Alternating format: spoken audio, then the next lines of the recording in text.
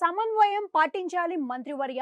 అదిగో పులి అంటే తోక అనే టైపులో వైసీపీ మంత్రులు నాయకులు వ్యవహరించిన నేపథ్యంలోనే ప్రజలు వారిని పక్కన పెట్టారు. ఈ విషయం టీడీపీ నాయకులకు జనసేన నాయకులకు కూడా తెలుసు. అయినా ఇప్పుడు ఎందుకో తొందరపడుతున్నారు. వైసీపీ మంత్రులు నేతల మాదిరిగానే టీడీపీ నాయకులు వ్యవహరిస్తున్నారనే టాక్ వినిపిస్తుంది.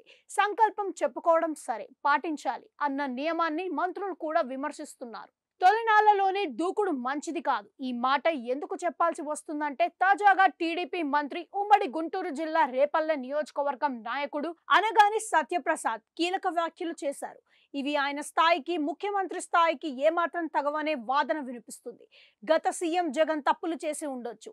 అందుకే కదా ప్రజలు ఇంత పెద్ద మ్యాండేట్ ఇచ్చి కూటమి సర్కారును ఏర్పాటు చేసుకున్నారు.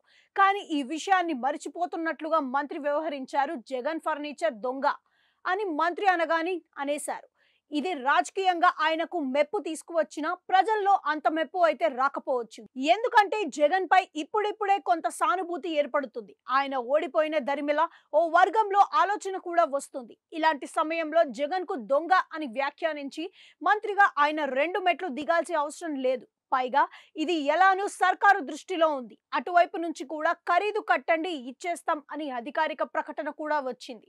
ఈ క్రమంలో అనగాని వంటి సీనియర్లు, ఆవేచన ఉన్న నాయకులు దొంగ అనడం వల్ల టీడీపీకి వచ్చే సానుభూతి ఏమీ లేదు.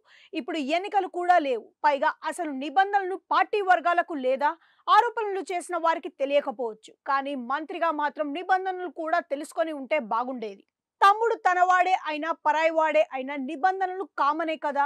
అవి ఏం చెబుతున్నాయో చూడండి. ఎవరైనా మంత్రి, ముఖ్యమంత్రి అధికారంలో ఉండగా కేటాయించిన ఇళ్లను వాడుకునే అవకాశం ఉంది. వాటిలో ఫర్నిచర్ కొనుగోలు చేసుకునేందుకు నిబంధనల ప్రకారం ప్రజాధనాన్ని వినియోగించుకునే అవకాశం ఉంది.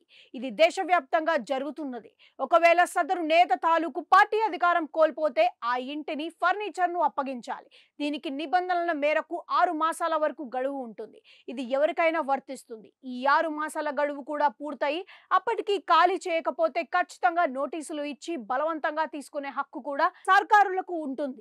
కానీ ఇంతలోనే ఇలా తొందరపడితే అది సర్కారు దూకుడుగానో లేక మరో కక్ష సాధింపుగానో ప్రచారంలోకి వచ్చే అవకాశం ఉంటుందన్న విషయాన్ని మంత్రిగా ఉన్న అనగాని ఇతరులు గుర్తించాల్సి ఉంటుంది.